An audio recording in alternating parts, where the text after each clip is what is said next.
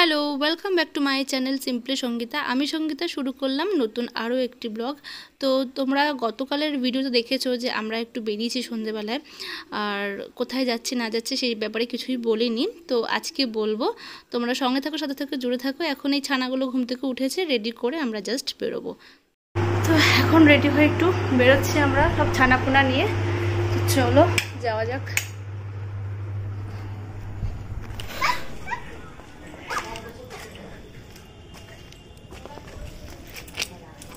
লাইটটা কেটে গেছে আমাদের বাড়িরটা, এই দিকগুলো ঠিক। তো আমরা এখন সদল বলে মিলিয়ে যাচ্ছি চায়না টাউনে। তো এখানে এই চায়না টাউনটা বেসিক্যালি এখানেও পরপর অনেকগুলো রেস্টুরেন্ট থাকে, আর আমরা নেই করে এই নিয়ে 3বার যাচ্ছি। আর এর আগে মানে এই 3বার যাওয়ার আগে আমার মানে কলেজ লাইফে আমি একবার গেছিলাম। তো এখানের প্রত্যেকটা রেস্টুরেন্ট খুবই ভালো থাকে এবং চাইনিজ আর কি আমরা খাবার খেতে পারি, চাইনিজ ফুড বিখ্যাত। তো সেখানেই যাব সবাইকে নিয়ে, সবাই বলতে আমি, ওর পরীর বাবা পরী, আর ওইদিকে হচ্ছে দেবুদা, সোনামণি দি, আর হচ্ছে অলি।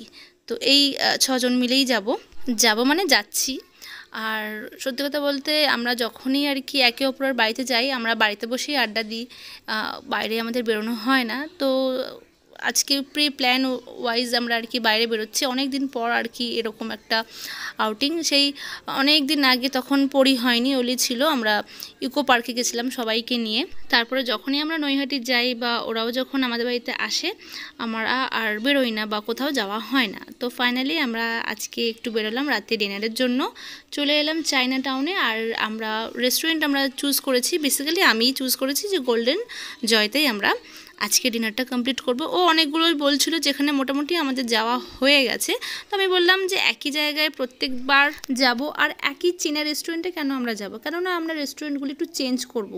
কারণ হচ্ছে এখানে যখন এতগুলো অপশান আছে রেস্টুরেন্ট আর কি, বিভিন্ন রকমের বিভিন্ন নামে, তো কেন আমরা একই রেস্টুরেন্টে বারবার যাব। ওর বক্তব্য এই রেস্টুরেন্টটা বেশি ভালো, এখানেই আমরা খাওয়া দাওয়া করবো, অন্য কোনো রেস্টুরেন্টে যাব না।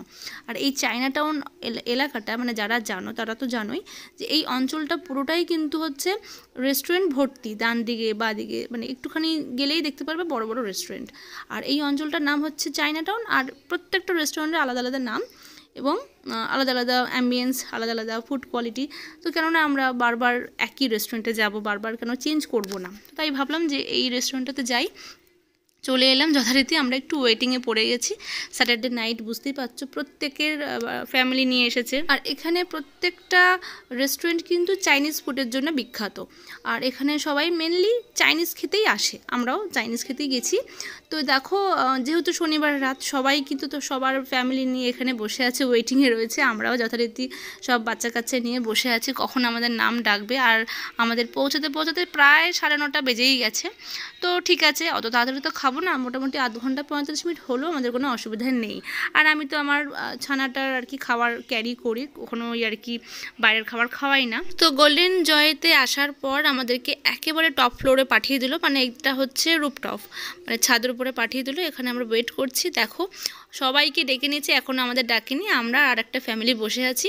আর এখানে এন্টারটেন করার জন্য কিন্তু বিশাল বড় একটা অ্যাকোরিয়াম রাখা আছে, যেখানে কিনা সুন্দর সুন্দর কালারফুল মাছ ঘুরে বেড়াচ্ছে, আর আমাদের ছানাগুলো তো বেজায় খুশি। আর আরও একটা জিনিস ফলো করলাম যে এখানে মানুষজন খেতে আসবে, কিন্তু ওয়েট করতে বসলে তো বোর হয়ে যাবে, যাতে কিনা মানুষজন বোর না হয়ে যায় তার জন্য কি করেছে, সেলফি জোন রেখেছে, কুলার রেখেছে, যাতে কিনা গরম না লাগে বা কষ্ট না হয়, এবং খুব খোলা সুন্দর সাজানো গোছানো। প্রথম দিকে তো একটু ভয়ই পেয়ে গেছিলাম যে বাচ্চা নিয়ে যাচ্ছি, কতক্ষণ ওয়েট করতে হবে, অতগুলো মানুষ বসে আছে। তারপরে দেখলাম যে না, আমাদের ছানাগুলো বেশ খেলাধুলো করছিল, বেশ খোলামেলা জায়গা। আর 20 থেকে 25 মিনিটের পরেই আমাদের ডাক আসে। তারপরে আমরা নিচের দিকে যাই। তো আমাদের সেকেন্ড ফ্লোরের ব্যবস্থা করতে পারিনি, কারণ স্যাটারডে নাইট সবারই ফ্যামিলি নিয়ে এসেছে এবং খুব ক্রাউড ছিল, বেশ মানে জমজমাট ছিল। তো আমাদেরকে ফার্স্ট ফ্লোরে আমাদেরকে সুযোগ করে দেয় বসার। তারপরে আমরা এখানে অর্ডার দিই, এবং এখানে যেটা বুঝতে পারলাম, যেহেতু ফার্স্ট ফ্লোর এবং ফার্স্ট ফ্লোরেই হচ্ছে মেন হচ্ছে কিচেনটা, তো আমরা যখনই যা অর্ডার করছিলাম খুব কুইকলি আসছিল, এবং আমাদের যারা আর কি আমাদের পরিষেবা দিচ্ছিল তারাই বললো যে এখানে আপনারা যখন যা অর্ডার করবেন একদম 10 থেকে 15 মিনিটের মধ্যেই আপনারা পেয়ে যাবেন। কিন্তু যদি আপনারা সেকেন্ড ফ্লোরে বসতেন এবং ওখানে যদি অর্ডার করতেন 0.5 ঘন্টা থেকে 45 মিনিট কিন্তু আপনাদের ওয়েট করতে হতো, কারণ ওখানে বেশ ভিড় এবং প্রথমে খাবার রেডি হয়, তারপরে মানে মানে টেবিল ওয়াইজ আর কি প্রত্যেকটা টেবিলে নিয়ে যাওয়া হয়, তো এতে লেট হয়, তখন ঠান্ডা হয়ে যায় খাবার দাবার। তাই আপনারা এখানে এসেছেন একদমই মানে মন খারাপ করবেন না, এখানেও একই পরিষেবা এবং ভালো। এবং খুব সত্যি দেখলাম যে একদম গরম গরম ফ্রেশ খাবার দাবার কিন্তু পরিবেশন করে দিচ্ছিলেন আমাদেরকে।